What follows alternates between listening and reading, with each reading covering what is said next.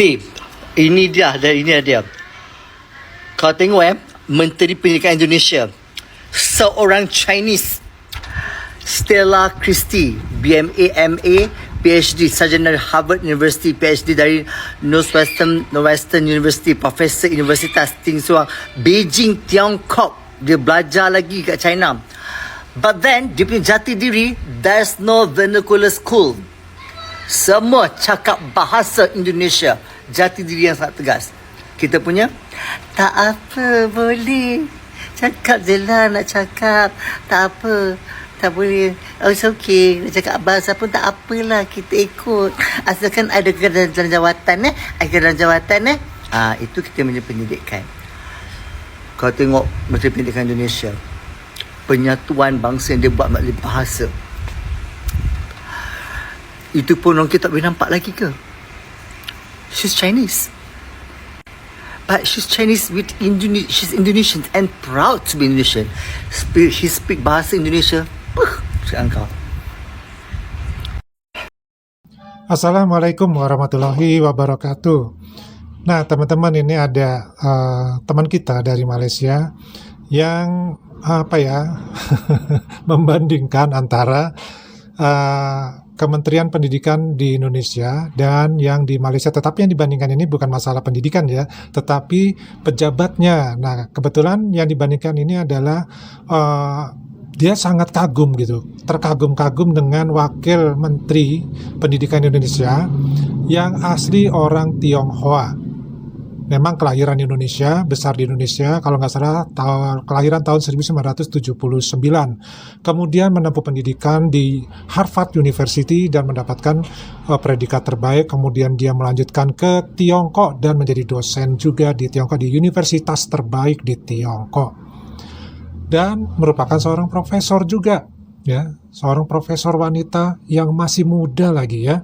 Masih energik, masih punya semangat yang tinggi. Nah, yang menjadi membuat dia kagum nih, orang Malaysia ini kagum, adalah orang Tiongkok sekarang ini itu kok menjabat di pemerintahan Indonesia itu sangat fasih berbahasa Indonesia. Tidak seperti di negaranya ketika ada orang Tiongkok yang menjabat sebagai jabatan di parlemennya atau di pemerintahannya, justru susah sekali untuk berbahasa Melayu. Ini sangat berbanding terbalik. Inilah yang menjadi rasa kecewa dari salah satu netizen yang ada di Malaysia. Mereka juga merasakan keheranan hal ini bisa dilakukan di Indonesia dari awal-awal. Sementara di Malaysia hal ini masih sampai hari ini menjadi masalah, yaitu persoalan penggunaan bahasa. Baik itu di pemerintahan ataupun di parlemen, sampai sekarang masih dibahas masalah bahasa. Nah, kalau di Indonesia ini sudah tidak ada lagi pembahasan secara khusus ya untuk masalah bahasa. Justru yang dibahas adalah bagaimana bahasa Indonesia ini ya bisa mencapai level internasional dan dikenali dan bisa dikuasai oleh warga-warga asing. Ini yang lagi diperjuangkan oleh Indonesia. Jadi kembali lagi ke masalah orang-orang Tionghoa yang menjadi pejabat publik di Indonesia, terutama di pemerintahan. Kebetulan di pemerintahan presiden kita yang baru, Bapak Prabowo, ini setahu Pade ada 2 wanita yang memang aslinya adalah Tiongkok, ya, bukan Tiongkok tapi orang Tionghoa, di mana mereka sudah tidak bisa diragukan lagi kredibilitasnya sebagai warga negara Indonesia yang mempunyai rasa cinta terhadap Indonesia. Buktinya kalau Stella Christie ini tidak cinta Indonesia, tidak punya nasionalisme yang tinggi, nggak mungkin dia mau diajak kembali ke Indonesia untuk membangun ya pendidikan di Indonesia dengan lebih baik lagi. Ya, itu nggak akan mungkin. Tapi dengan rasa nasionalismenya, rasa kebangsaannya terhadap Indonesia itu yang sangat tinggi, maka jabatan dan karir yang begitu menjanjikan di Tiongkok, dia tinggalkan. Ini sesuatu hal yang luar biasa. Dan ini bukan hanya terjadi sekali 2 kali ya. Banyak putra-putri Indonesia yang kembali ke tanah airnya setelah dipanggil ya, untuk bisa memajukan Indonesia. Ya. Nah, ini yang membuat iri ini kembali lagi masalah bahasa ya, dia masih heran gitu loh. Orang-orang Cina di Indonesia ya, walaupun sudah ke luar negeri bertahun-tahun, berpuluh-puluh tahun, ketika kembali ke Indonesia, bahasa Indonesianya itu masih medok ya. Bahasa Indonesia itu tidak hilang.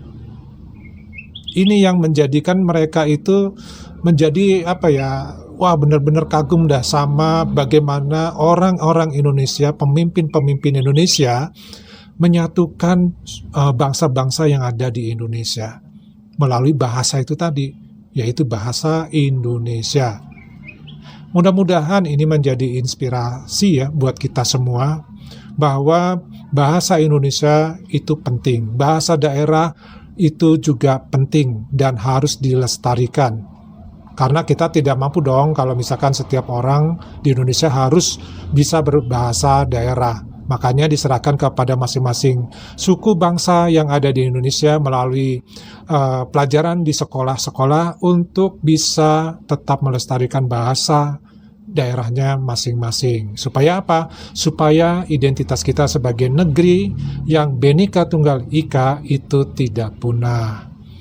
Nah, bagaimana nih teman-teman? Ya, ini sangat menarik kalau menurut tadi ya, dari kacamata orang Malaysia ini sangat luar biasa, sangat mengagumkan. Sementara di negara mereka ya, di Malaysia, sampai hari ini juga masih mempermasalahkan bendera ini ya. Kenapa bendera dari negara Tiongkok itu bisa berkibar tanpa didampingi bendera dari Malaysia sendiri pada suatu acara. Nah, kita coba bacakan beberapa tanggapan dari warganet seperti apa nih dari kacamata mereka. Kita coba bacakan ya beberapa pendapat dari mereka. Di antaranya di sini ada, kalau Menteri Pendidikan tipe C pasti komplain, semua ini agenda DAP pula.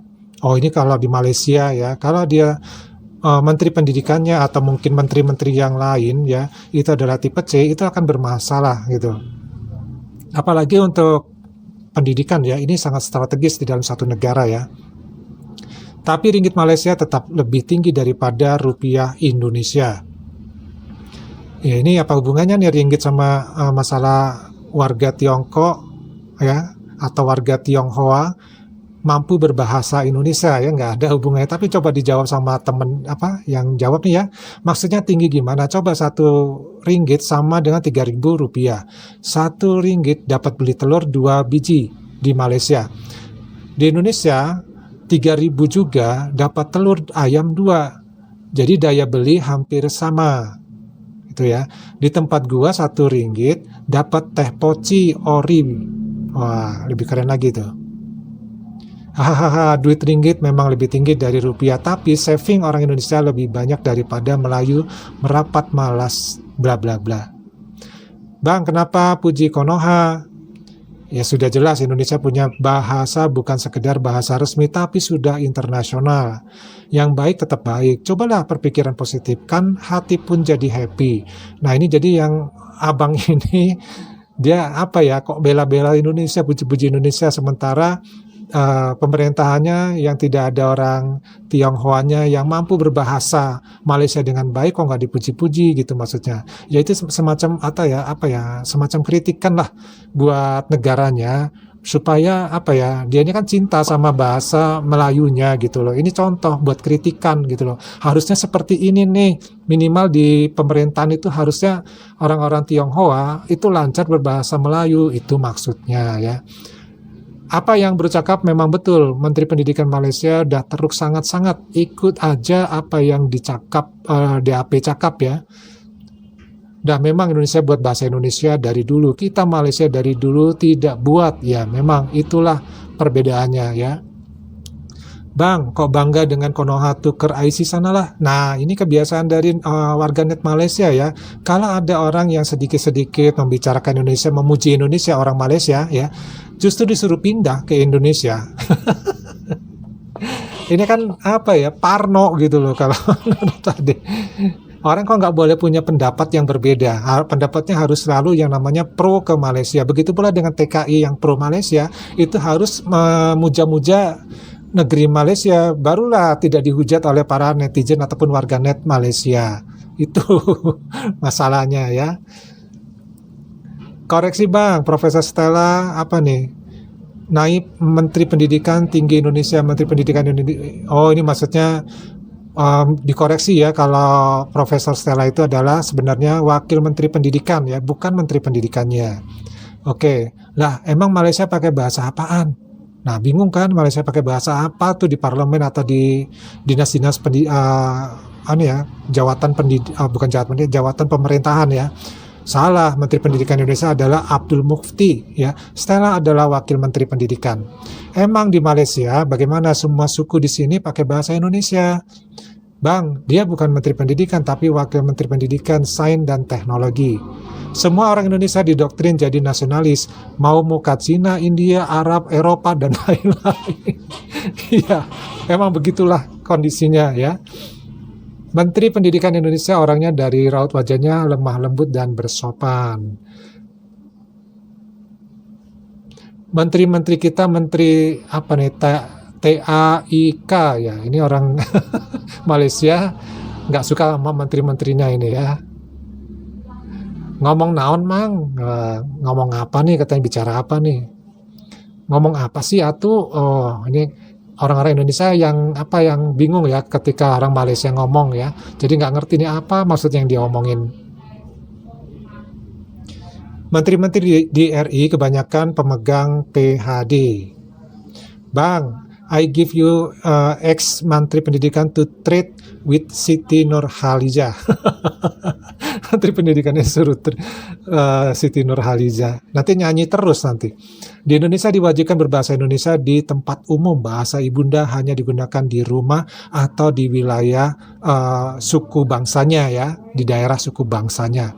Indonesia tiada diskriminasi kaum, kesemua rakyat Indonesia adalah dipandang sama rata.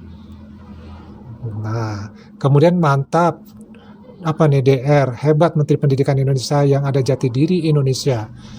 Ya memang betul, seharusnya memang begitu ya, setiap menteri di Indonesia itu memang harus punya jati diri Indonesia, harus bangga jadi orang Indonesia. Ya kalau enggak, maka dia nggak akan bisa mempunyai program-program yang memajukan bangsa Indonesia sendiri. Ya dia akan mementingkan dirinya sendiri atau kelompoknya. Dan walaupun sudah mempunyai kebangsaan pun, kadang kepentingan pribadi dan kepentingan kelompok itu diutamakan. Ini yang jadi masalah ini ya. Nah ini aja beberapa dari komentar teman-teman kita dari warganet, baik yang dari Indonesia maupun yang dari Malaysia, tentang orang-orang Tionghoa di Indonesia yang menjabat sebagai pejabat pemerintahan di Indonesia itu sangat lancar dalam bahasa Indonesia. Nah, bagaimana pendapat teman-teman? Tulis ya di kolom komentar. Daripada cukup dulu, kita ketemu lagi di video-video yang lainnya. Wassalamualaikum warahmatullahi wabarakatuh. Salam.